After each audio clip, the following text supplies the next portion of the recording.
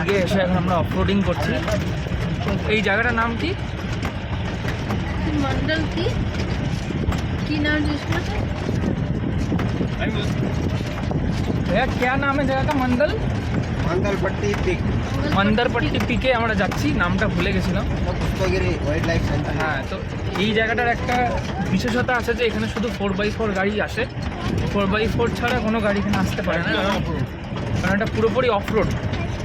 তো আমরা যখন একটুখানি উপরে উঠলাম, তারপরে আমাদের গাড়ি চালকটা 4x4-এ শিফট করে নিল মহিন্দ্রা জিপে, তারপরেই আমরা উপরে উঠতে পারছি।